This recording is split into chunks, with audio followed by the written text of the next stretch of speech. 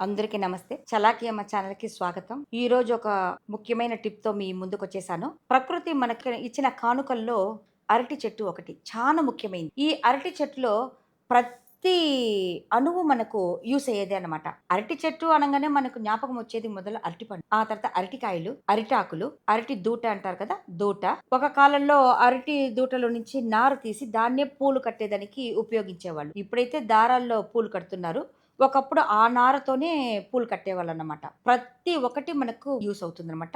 ఇది ప్రకృతి ఇచ్చిన మహాప్రసాదం. ముఖ్యంగా ఈ అరటి పువ్వు చాలా మెడిసినల్ ప్రాపర్టీస్ ఎక్కువగా ఉందన్నమాట ఈ అరటి పువ్వులో. ఈ అరటి పువ్వులో పప్పు చేసుకుంటారు, వడలు చేసుకుంటారు, చాలా రకాలుగా తయారు చేసుకుంటారు. అదే మనకు తెలుసు. కానీ ఈ అరటి పువ్వు యొక్క తొక్కలో కూడా డిషెస్ చేసుకోవచ్చని మీకు తెలుసా? ఈ అరటి తొక్కలో యాంటీ ఆక్సిడెంట్లుంది.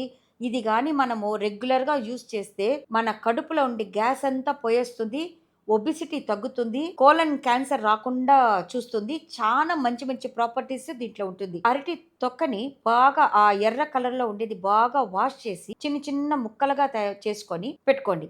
ఒక పాత్రలో నీళ్లు పోసుకొని, ఆ నీళ్లు బాగా మరిగిన తర్వాత ఈ కోసి పెట్టుకున్న ఈ అరటి తొక్కల్ని అందులో వేసి, అందులో ఒక టేబుల్ స్పూన్ జీలకర్ర వేసి బాగా మరగనివ్వండి. బాగా మరిగిన తర్వాత దీనిని వడకెట్టుకొని ఉంటే కొద్దిగా సాల్ట్ ఏసుకొని తాగొచ్చనమాట.